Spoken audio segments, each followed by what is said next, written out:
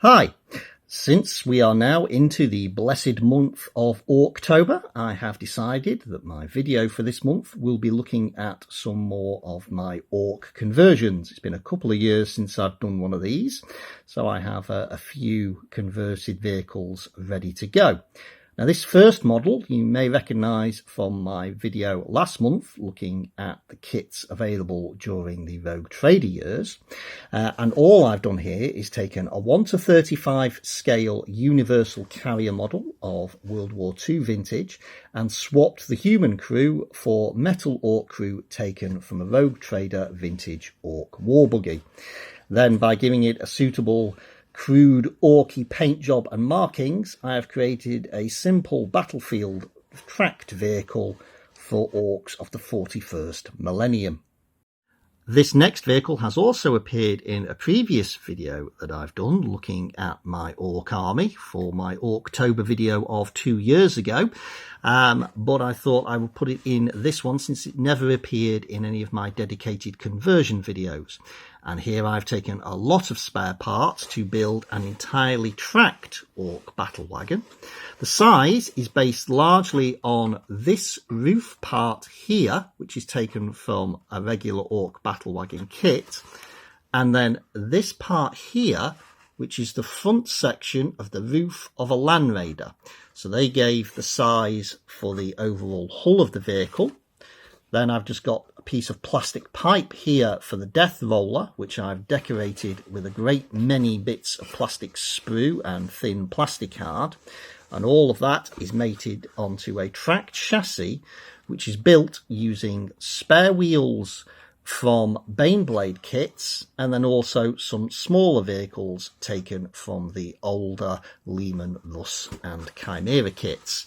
Of course, the whole hull is decorated with various Ork and Imperial plates and bits of plastic card to give a nice irregular feel to this custom-made battle wagon. This model obviously is not a conversion. This is an Ork Warcopter kit from Forge World, which is now discontinued and has gone to the Legends rules.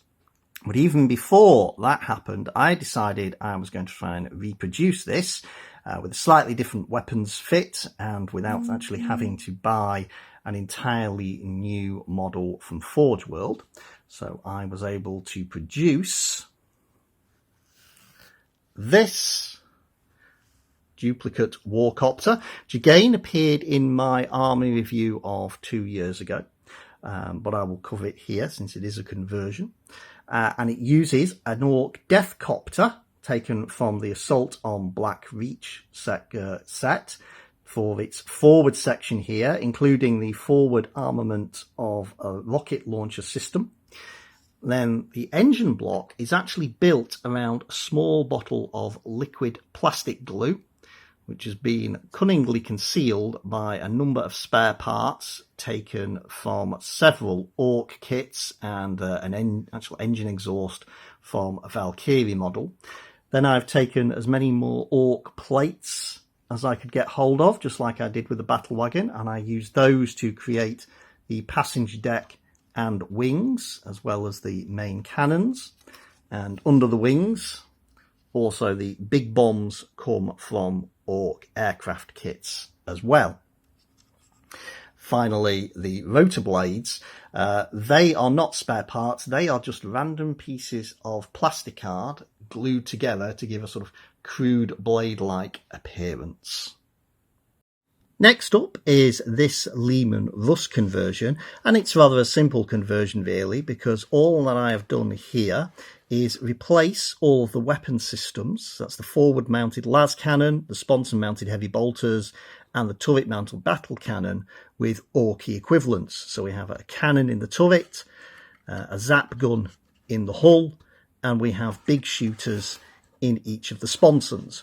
Then I've further decorated it all over with Ork parts to make it clear that this is not just an Imperial Leman Russ, even going so far as to give it Ork grenade launchers on the turret, and rebuilding the engine section to give it the appearance of something that really does not have very many Imperial parts left apart from the basic hull. There is one slight issue that should stand out to all Ork players though with this, in that given all that I've done in terms of weapons is replace the existing Imperial weapons with Ork ones, it's seriously short on Dakka. And so for that reason, I have a second Leman Russ conversion that adds a bit more Dakka. And here I've taken a Leman Russ Punisher and basically swapped every weapon for Punisher cannon and added on an extra couple of multi-barreled guns taken from Turok's kits just for good measure. And that ensures that this crew will never run out of Dakka. This next conversion of an up-armoured battle wagon uses the current battle wagon kit as its basis, but gives it seriously improved protection. A couple of years ago, I did a video about modelling extra armour for Imperial vehicles, and one of those options was spaced armour plates. And I have applied that to this battle wagon, although in a lot cruder fashion.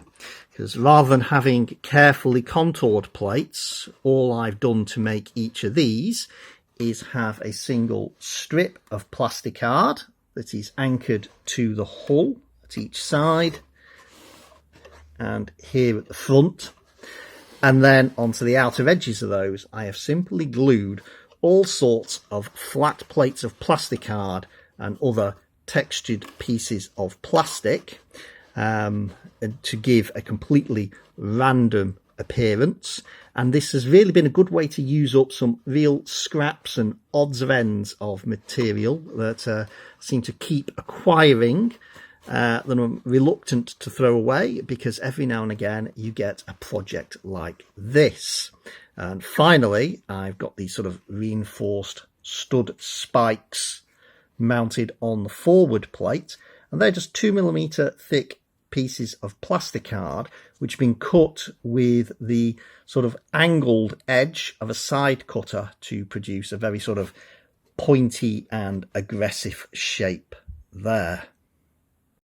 Again, this model is not really a conversion. This is the original Rogue Trader vintage battle wagon kit that went out of production many years ago.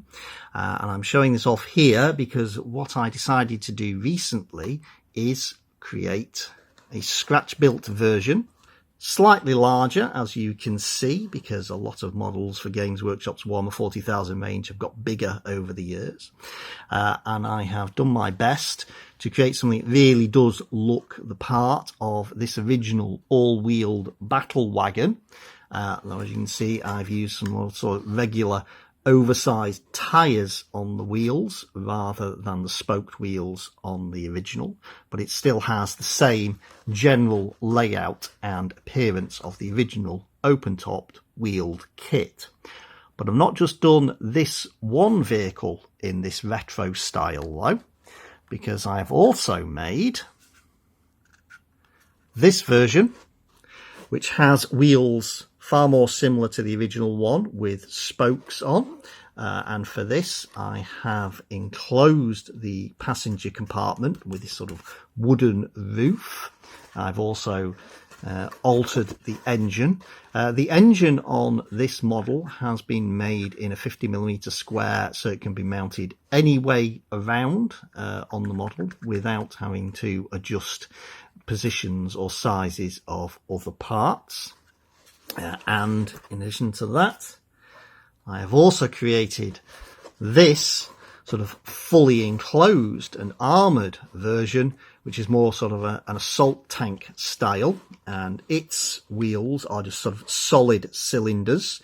I've got a plastic lid enclosed at each end for the rear wheels, and the forward wheels are a short section of pipe with plasticard on one side and a figure base used for this section here, which is then being further detailed.